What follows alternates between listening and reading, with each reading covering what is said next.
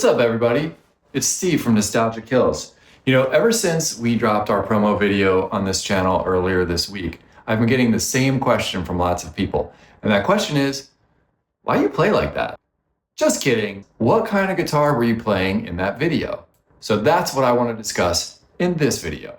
This is a one-of-one custom-built guitar that I made with only my own bare hands. So I was in the market for an electric guitar, but nothing was really speaking to me.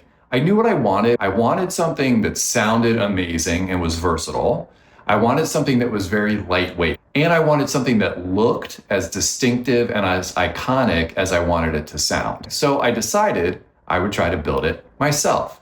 And I think kind of my thought process with that was that if I build the guitar, I would be more connected to it. And then being more connected to the instrument would make me play better. And that did not happen. But what did happen was I ended up with a pretty cool guitar. So I started with the design and I kind of based it on Strat designs, but I made the waist of the guitar a bit skinnier than normal, which in turn sort of gave this bottom part of the guitar a little bit more junk in the trunk. And then this part of the guitar is called the horns. I made them a little bit more angular, a little more sassy looking. And I carved it out of a piece of swamp ash, which is this very lightweight wood that also has this incredibly resonant, airy tonal quality. So when you play it right, it sounds like it's kind of like singing with you,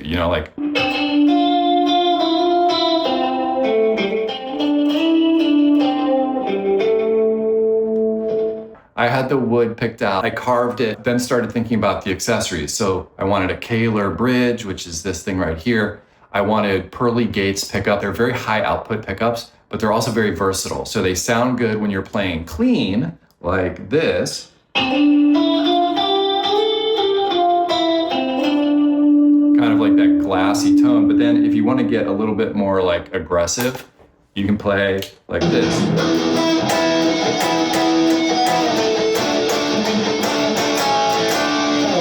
And it does that effortlessly. So it's a really versatile guitar. Okay, so I had the whole thing carved, I picked out all my accessories, and then it was time for the absolute hardest part of making a guitar. The painting is the hardest part. Shout out to Tom Petty. I'm not gonna lie to you guys, painting a guitar sucks because it requires things that I don't have, like patience and attention to detail. I wanted to make it like this baby pink with these baby blue accents. I think I was trying to do this Miami Vice kind of thing. And so I painted it the first coat, and then I was like, okay, now I'm gonna put a second coat on it. But I'm an idiot, and I didn't realize that if the first coat isn't completely dry and completely cured, the first coat is gonna bubble up when the second coat goes on. And that's exactly what happened. And it looked like it fell asleep on the beach and had the world's worst sunburn. And so I had to sand off everything down to the bare wood and start over. But I'm no quitter, so I did. I sanded it off, I got better paint, I got better equipment, and I put a new coat of paint on it, and I looked at the guitar, and I said, this is wrong.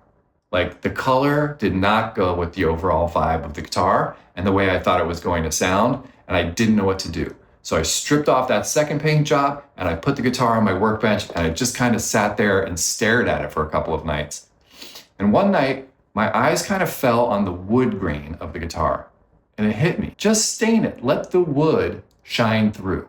And so I found this beautiful dark red stain called black cherry, and I put it on the guitar. And as soon as the black cherry stain sank into the wood, I knew I had figured it out. It looked amazing. It looked like both badass and old and antique, but also really posh.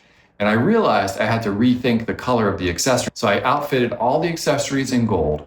And there was this perfect contrast between the deep sort of black cherry stain finish of the guitar and the gold hardware that makes it look just really, really cool. The guitar sounded good to my ears, but I didn't know what other people were gonna think about it.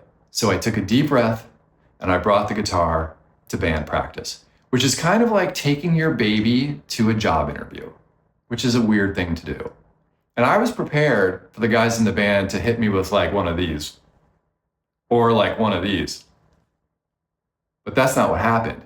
Instead, I started playing and the guys were like, dude, that might be the best sounding guitar you've got. We love that guitar. You better bring that to practice every time.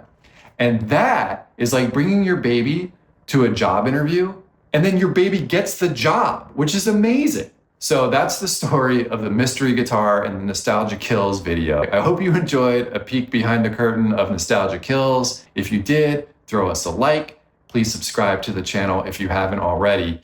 And if you're local to SoCal, keep your ears and eyes peeled for announcements on gigs coming up at the end of the summer.